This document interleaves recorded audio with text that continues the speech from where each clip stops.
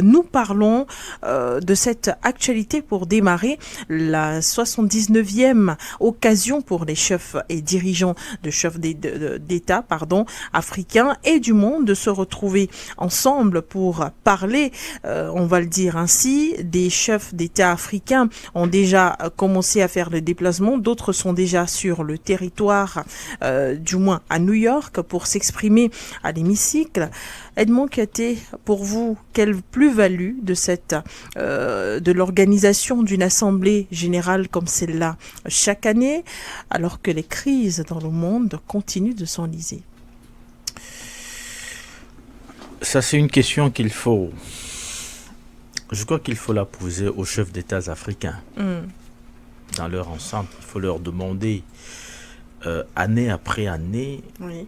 vous brillez par votre présence,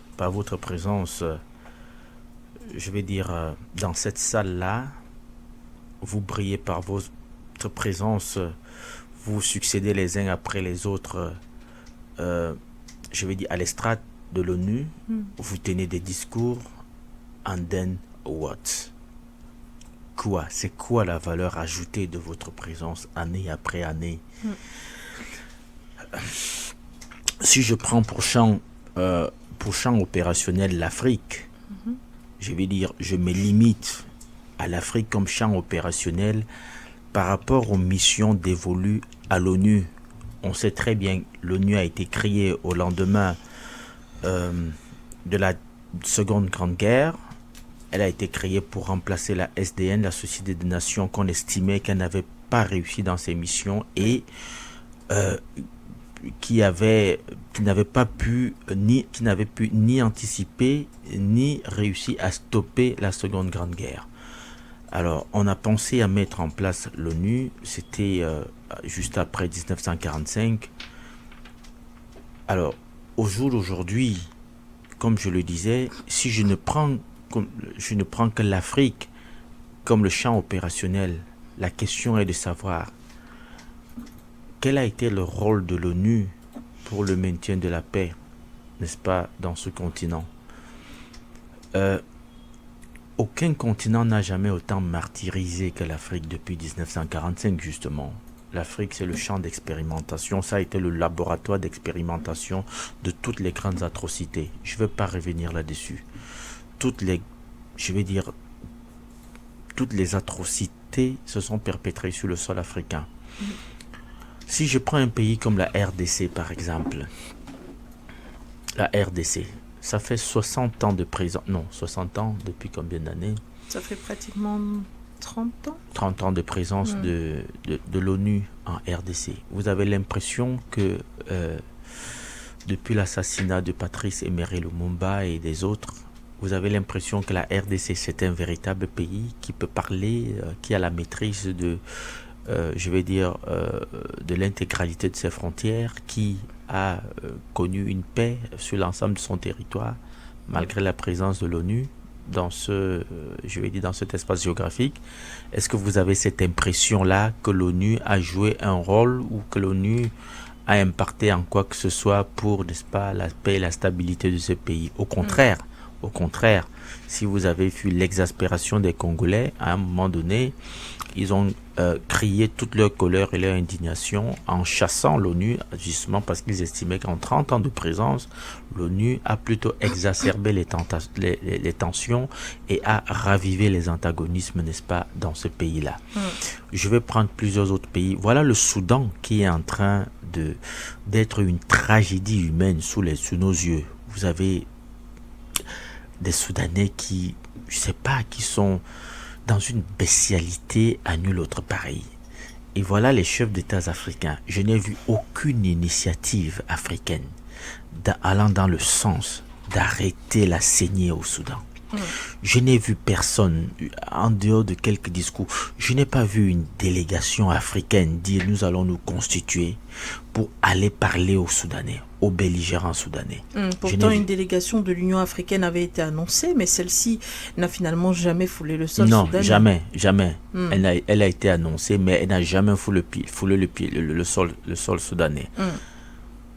Mais on prend l'avion, on va à l'ONU, on prend le gros discours, on raconte tout ce qu'on veut raconter et on rentre en Afrique. Je vais prendre encore quel autre cas. Même mon pays, le Cameroun. Voilà toute une partie de mon pays, le nord-ouest et le sud-ouest, empêtrés dans une bataille qui dure depuis bientôt, quoi? C'était en 2000 quoi? Ça dure 2016. 2016. Oui. Nous sommes De en manière 2000 officielle, en Oui, tout cas. voilà, nous sommes aujourd'hui en 2024, presque 2025. Ça fait quoi? Relativement 8 ans. Est-ce que tu as déjà entendu l'Union africaine dire, écoutez, il y a nos frères, il y a le cas du Cameroun, nous allons inviter les belligérants, nous allons aller leur parler, nous allons prendre une initiative, quitte à ce que les officiels camerounais disent non, nous n'en voulons pas. Est-ce que vous avez déjà entendu quelqu'un, même nos voisins les plus proches, se préoccuper et dire, voilà, il y a un cas à côté de nous qui serait susceptible, n'est-ce pas, de nous intéresser? Non. Je prends le cas de la Centrafrique. Est-ce que vous avez déjà entendu, n'est-ce pas, en dehors de l'ONU, qui a multiplié des missions là-bas? C'était quoi? MINUSCA? En combien d'années de présence de la MINUSCA en Centrafrique?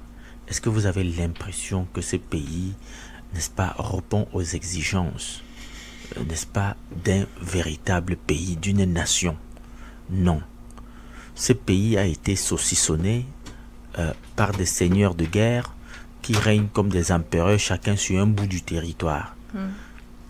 Il a fallu, n'est-ce pas, je vais dire, le génie de M. Touadéra, qui, au sortir d'un accord avec les Russes, a quand même réussi à étendre l'autorité centrale sur une bonne partie du pays. Mais avant ça, c'était net. L'autorité, n'est-ce pas, l'autorité de l'exécutif centrafricain se limitait à Bangui. Et même c'était pas dans tout Bangui. Après PK5, il n'avait plus le droit de savoir ce qui se passe de l'autre côté. Sous nos yeux,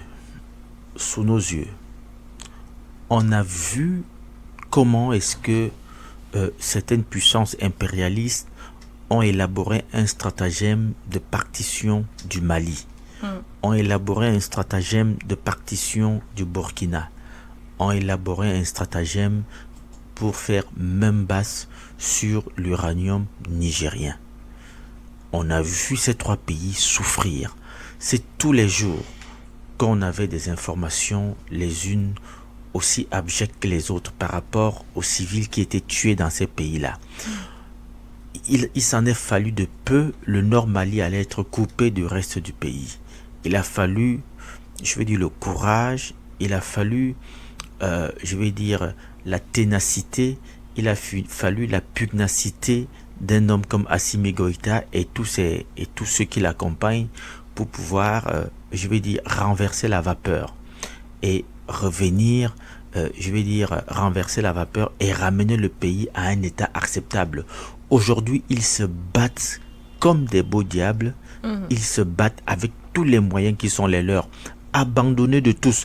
Les Africains, tous les Africains les regardent. Mais il n'y a jamais eu, je dis bien, même quand on parle de serres, vous appelez ça quoi, les serres, les communautés d'États, machin, régionaux et tout ça. Donc, c'est quoi la CEDEAO? Est-ce que vous avez déjà entendu, depuis que les Maliens étaient empêtrés dans cette histoire avec le terrorisme, où le MNLA en Sardine s'était, n'est-ce pas, attaché les services des puissances étrangères et où du sang coulait au Mali tous les jours que Dieu a créé?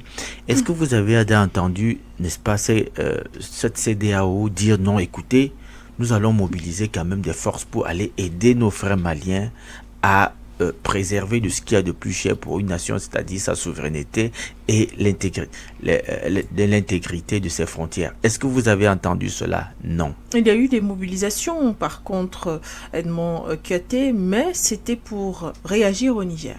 Je veux revenir à cela. Quand on est parti du Mali, on est tombé au Burkina Faso. Vous avez des gens qui disent qu'ils sont des terroristes, d'accord, mais qui ne vous disent jamais ce qu'ils veulent.